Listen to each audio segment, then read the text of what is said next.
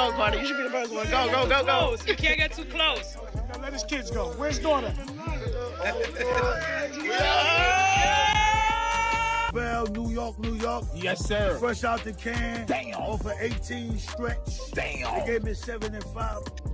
Out of here. People don't play with me with that conversation. Ain't nobody can tell me nothing about that. That's the first thing I say. You heard?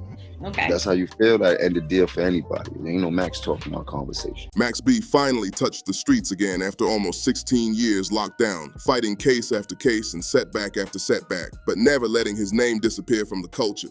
The minute those gates opened, it felt like the wave himself just flooded back into real life. He didn't come home crawling or hiding either. He came home loud. Within days, he was everywhere, moving like he never missed a single season. One clip got him in a jewelry store checking out new ice. Next clip, he's at a birthday turn-up, then he's in the club cooling, then he's at a Jets game like he's been doing this every weekend since 2008. It feels like there's a whole doc crew trailing him around the city filming every step. This is not that quiet release, stay low, get adjusted vibe most dudes come out with, not at all. Max jumped straight back into the spotlight like he'd only been gone a week, and you can tell he loves the attention and the energy. Look me up, I'm gonna get you right. That's the vibe he's giving off now. Fans are loving it too. This is easily one of the most hyped homecomings hip-hop has seen in years, especially for the streets and the blogs that grew up on his mixtapes. People been waiting more than a decade to see the wave really move again, so it makes perfect sense he's all over the timeline right now. They ain't know we was out this early. He's not just outside, he's making real moves in his personal life too. Just one day after stepping out, Max dropped a big surprise and proposed to his girlfriend, showing he's stepping into a brand new chapter, not trying to replay the old one. That's major energy for someone who just beat a huge chunk of his sentence. But when somebody comes home this loud with this much love, drama is always around the corner. A comeback this strong wakes up old problems fast. And Max's story is full of history, old beefs, snitching whispers, jealousy, and people picking sides. The loudest storyline back in rotation right now is his long, ugly, and complicated feud with Jim Jones. For years, Jim tried to distance himself from anything connected to Max. Interview after interview, he made it clear he didn't want to speak on him. At one point, he even said F Max B, then later tried to soften it by saying he might forgive, but he could never forget. That basically meant the door between them was shut. Getting back to French and Max, will you work with Max B when he gets out? Max B. Okay. Max got dick out of here. All right. Okay. Has that conversation even come up though? No, people don't play with me with that conversation. Ain't nobody can tell me nothing about that. That's the first thing I say. You heard? Okay. That's how you feel. That end the deal for anybody. There ain't no Max talking about conversation, period. Okay. Now that Max is home and moving like he never left, it was only a matter of time before Jim's name got dragged right back into the mix.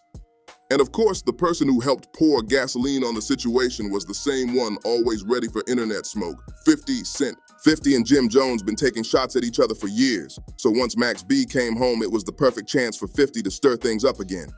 He jumped on Instagram and did what he does best, turned the situation into a viral circus. He posted a meme from Belly with the character Rico eating a banana, tagging that as Jim Jones, basically hinting that Jim was moving like an informant. Then 50 threw his usual spin on the caption, saying something along the lines of, "Homie said Max home, it's packed in harbor, Jimmy about to drop a dime on these dude, LOL." The trolling was heavy. Just to make it worse for Jim, 50 added a clip of Max B on FaceTime with DJ Who Kid, showing love and cracking jokes. Once that hit the net, it wasn't just 50 talking. Blogs, hip-hop pages, and fans all piled in. Comment sections turned into straight chaos, with people bringing up old accusations and old videos like it was 2009 all over again. For folks who don't know the backstory, the tension between Jim and Max was never just regular rap competition. This wasn't some tiny misunderstanding. It was deep, personal, and messy on both sides. Back in the mid-2000s, Jim and Max moved like real brothers, always together in studios, in the streets, and around Harlem. Before all that fame, Max already lived a heavy life. He had just come home in 2005 after serving 8 years on a robbery case. When he stepped out, people met Max Bigavelli, a name he created by blending Biggie, Machiavelli, and Jigga into one persona.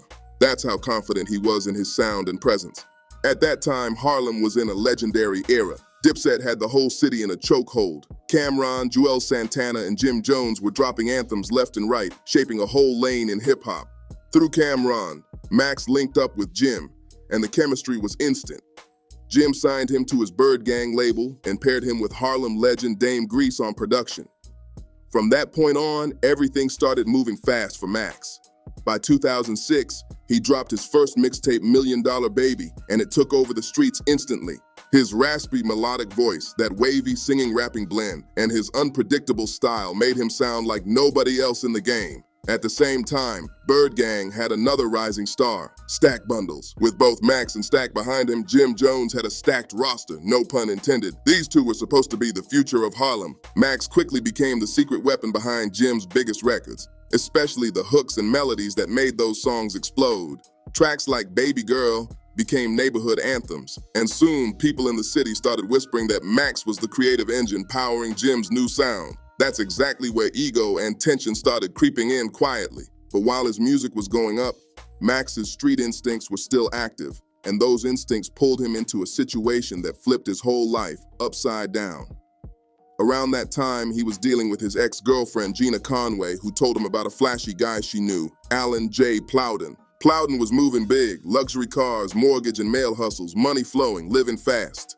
According to Gina, Max started thinking this could be a big opportunity for a quick come-up.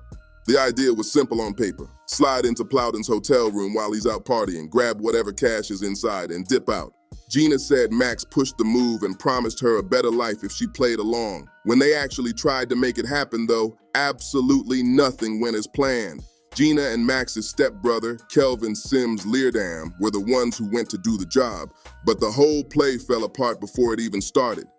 They were supposed to hit the room while Plowden was gone, but they got lost, missed exits, and spent hours just driving around confused.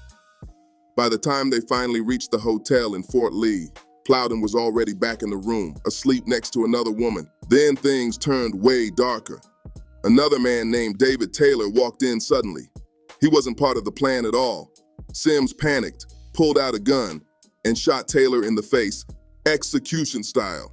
Just like that, what was supposed to be a robbery turned into a murder case. From that moment on, everything moved fast and ugly. Gina got picked up first, and when the pressure hit her, she folded fast. She gave police a 169-page statement going into every detail and pointing directly at Max as the one who set up the whole plan. According to her, he was the mastermind who told her how it would go and promised her something better if she helped. Once investigators had her statement, they came for Max heavy. He got arrested and hit with serious charges, including felony murder, even though he wasn't physically at the hotel that night. His bail got stamped at a massive $2 million, and just like that, the rising star of Harlem's wave was staring at the possibility of spending the rest of his life behind bars. While Max sat in that cold cell, time basically froze for him, but the outside world kept moving like nothing happened.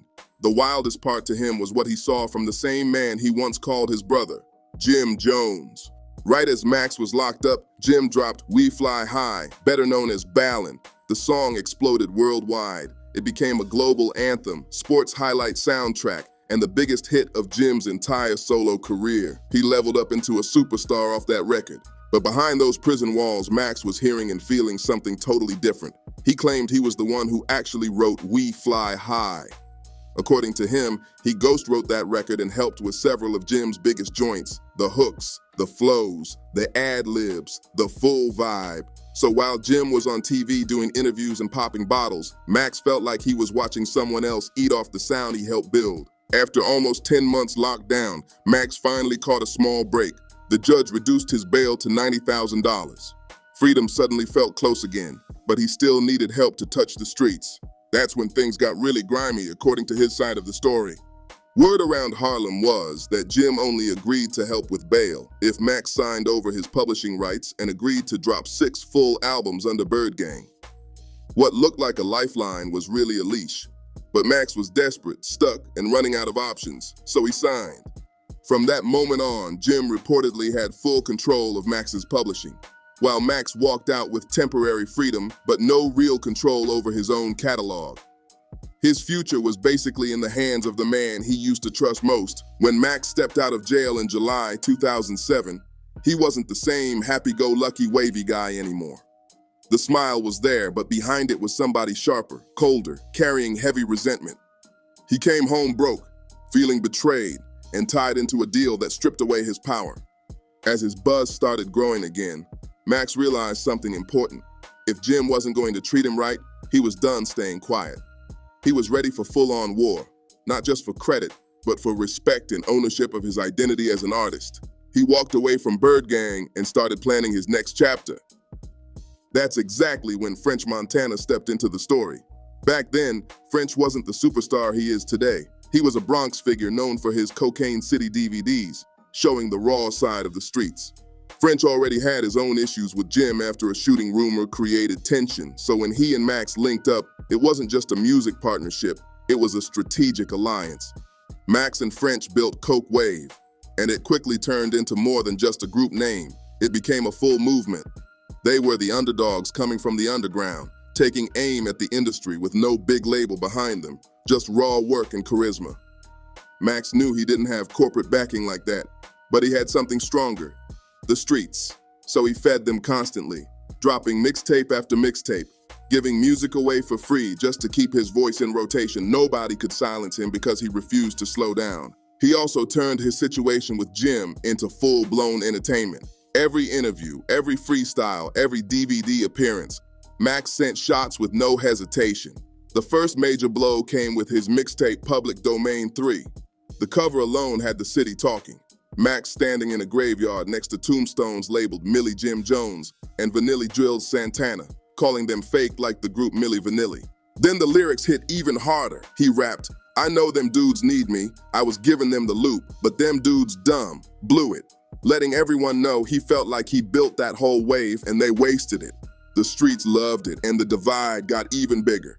Jim might have had the mainstream shine, but Max had real street support. Max didn't stop there either. He took it further and went after personal life rumors. One of the wildest moments was the track, "She Touched It in Miami."